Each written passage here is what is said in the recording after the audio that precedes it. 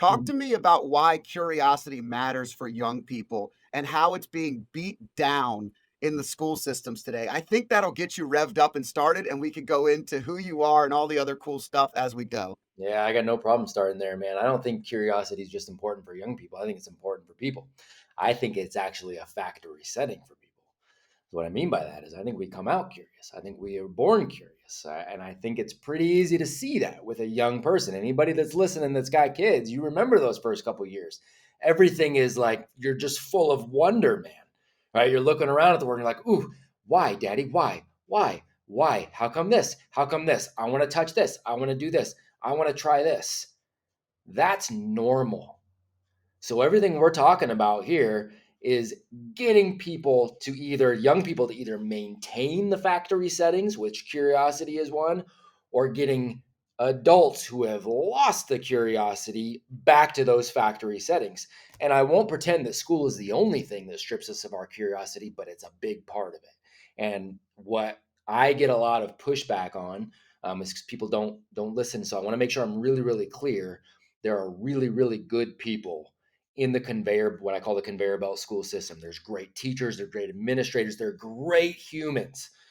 There's bad ones too, of course, but there's so many great ones, right? And so I love them, I support them, but I never support a system that was intentionally designed to strip that curiosity out, to make people apathetic. That's the design, man. It was designed as a behavioral management program to get obedient humans who no longer are curious. They just go, okay, I'm just going to have to succumb to this life of the authority in front of me is going to tell me what to do, when to do it, what I need to, quote unquote, know or regurgitate back. And that's going to be my life from here on out. And so we strip that curiosity from our kids, which, by the way, leads to adults who are not curious, who have habits of now not being curious. And then as they go to raise their own kids and they see all this wild curiosity, like, oh my gosh, oh my gosh, oh my gosh. But now I got to send you to school, and the system and the cycle continues. That's what we're breaking. Yeah, well, and when you have a bad system, the other challenge is that even good people turn into the system. And so the challenge is, I think we saw this during COVID. We saw so many sheep that just responded with whatever they were told, and nobody asked any questions. And it was like, I don't care how political something becomes, I don't care what's going on. Like, people that don't ask questions are just so embedded into a system that they're quitting on themselves, their families, and their futures. Mhm. And that is so imperative to what you're teaching. What you're trying Mhm. to do is you're trying to say, how can we maximize time at Mhm. what you're great at? What are Mhm. some things you're going to need to be great at in life, regardless Mhm. of what you do? You have to learn how to pay the bills. You Mhm. have to learn how to be a good teammate or partner in whatever you do. You Yeah, have to learn how to actually uh, potentially grow your own food and do sure. some of these things. Talk Yeah. to me about some of the things that Apogee is teaching so that people can understand a little bit about what you're prioritizing to maximize time. So it's exactly what you just said, right? It's the meta skills. What are the things we say meta skills, meaning what are the things that are always going to matter no matter what? Right. And so I'll ask you, and good question, what you just said right there, good questions, right? Good questions are always better than good answers. So I'll ask, so Scott, as of this conversation, it is Thursday, March 7th, 2024. That's when you and I are talking, right? What is the most in demand job Thursday on March 7th, 2035? I don't know. What is it? I have no idea. Neither do you, right? What is college application like? What is the relevance of college? What does the college application look like in June of 2041? No clue. Yep, you have no clue. Neither do I. So, the thought that we are going to prepare our kids for a future that changes more rapidly now than ever before by doing the same thing of like, no, everybody needs to, do these sight words at this age, and you need to take algebra at this age, and you need to, is silly on its face. Like, you don't even have to die. Give me the source for it, obviously. Like, that doesn't make any sense. So when we say meta skills, what are the meta skills? What are the things that are always going to matter? You started touching on some of those. You're going to have to understand how to communicate with people, right? You're going to have to understand how to work with people. And communication, let's define those terms too. You're going to have to be able to articulate what it is you believe, why you believe it, what are my ideas, I'm going to need to be able to be emotionally in control when somebody else has a different idea than I do. I'm going to have to actually be able to genuinely listen to their point of view and have to figure out, do they have better evidence? If they have better evidence, what do I need to be able to do? I need to be able to adapt and change my mind because now better evidence is presented, right? This is what an educated person is able to do. So I've got to be able to engage in civil discourse, right? I have to be able to engage in my own curiosity and ask really good questions to understand. I need to be physically healthy. Physical health, it does not go away. I need to understand, where does my food come from? What foods are good? What foods are really not foods at all? What are the things that I need to like? What makes me feel good? How do I grow that food? How do I obtain that food? How do I avoid the others? Like, I need to understand those things, right? I need to understand what things I like and what things I'm good at, what things I don't like, what things I'm not good at, what things I can partner with somebody, what things I need to be able to push through that, like, actually it doesn't matter. I just need, like, what is reading for? I need to be able to read, but what do I need to do with that? Well, I need to actually be able to integrate that information. I need to be able to either talk through and write through my ideas so I can organize my thinking, or I need to be able to implement some of these ideas to go forward and change my life. So I need to be excited about books, actually. So these are the things that we're focusing on. What does the world actually value? It's that. And then when you have those things, well, then sometimes the academia, you can attach it to that, right?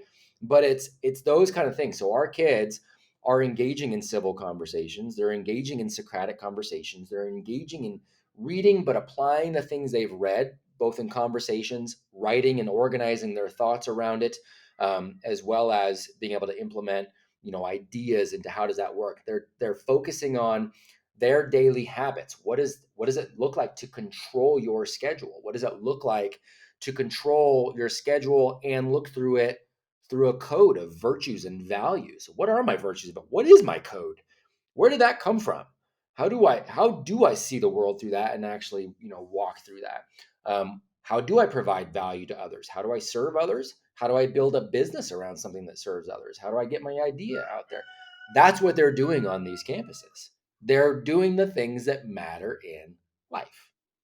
Yeah, it's crucial. I mean, you're talking about a fundamental thing that I think everybody has an aha moment on if they ever break free of the restraints of the old version of themselves, and that is control the controllable. If we're teaching young kids how to control what they can control, diet is a perfect example. You can go out and eat a bunch of bull crap foods and eat total garbage and then say, I don't know why I'm so sick, but it's a controllable thing. There are versions of that become uncontrollable. There are genetic issues, but the reality is control what we can control. And anytime I've hit a really big challenge in my life, in family, in faith, in anything, even health, I write down on a piece of paper, what can I control and what can I not control? And usually that framework is substantial. The other thing that you said that I think is really powerful, I can't tell you how many times my wife and I are completely thrown off by the fact that the young woman or young man at the local restaurant cannot problem solve at all. Like, if they don't have the robotic layout and computer program in front of them, you call and and you say, "Hey, I have a party of 8. We're happy to sit next to each other if that makes it easy." And they're looking at a sheet that says, "No, I have to seat this person here and then I have to sit this person here." And they don't have the ability to problem solve. And so just teaching kids the ability to solve a simple problem, communicate, understand what the person's saying, and then go ahead and execute.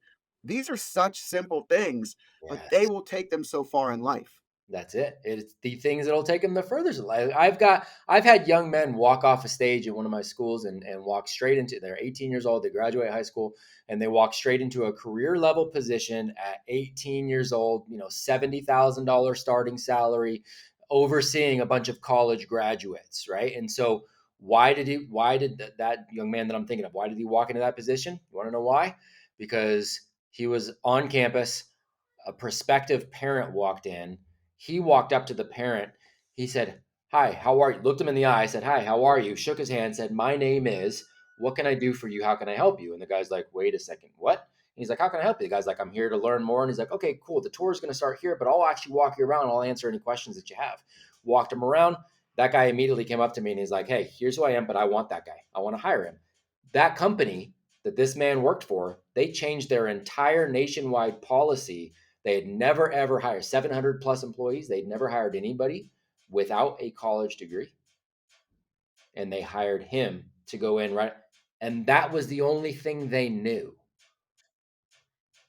That's it. Unbelievable. Because he just came in and showed himself to be mature, responsible, at peace in his own mind, able to hold a conversation, able to figure out some things, able to figure out a problem, like just interact with the world.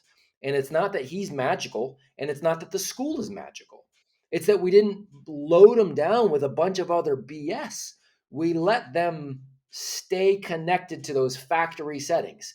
This is what all people will do if they're not bogged down. If you got a phone, it does what it's going to do. As soon as you start putting so much crap and malware and just garbage in there, it malfunctions. That's what we're doing to our kids. We're loading them up with a bunch of garbage that goes against their factory setting. And then we're like, oh, why are you malfunctioning? We're cutting them off at the knees and going, how come you can't stand up? It's not hard. It's actually simple. The hard part is that parents and society are so attached to the cult of no, oh gosh, no, no, no, no, no, no. They would be they need trigonometry right now.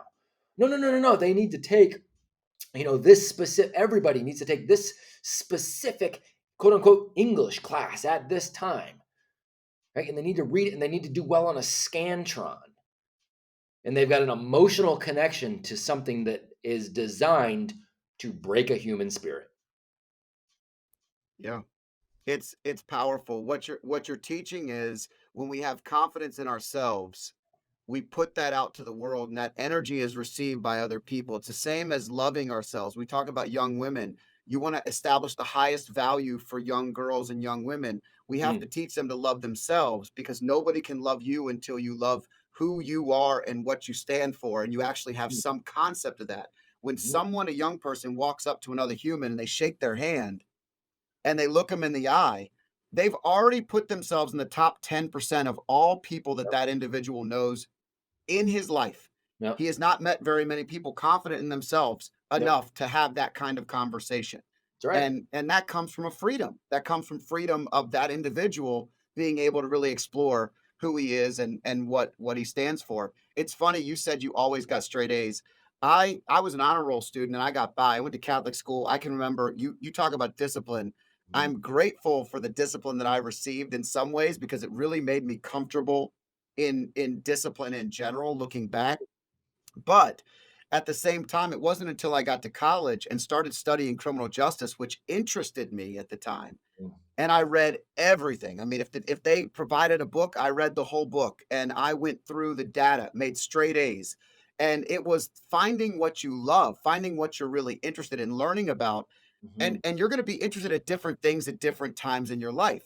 mhm. That's the other thing, and so allowing kids to explore different options allow them to find their path in life, the last thing I'll say is when you talk about college, it's funny. My son was he was exploring where to play soccer. My oldest son is going to go play soccer in college, Mhm, and my wife and I were having the conversations, and they go into like, well, you need to search what major and blah blah blah. And I like pulled him aside. I was like, look, dude, go and play soccer and major in whatever you want. You can get a business degree at any school.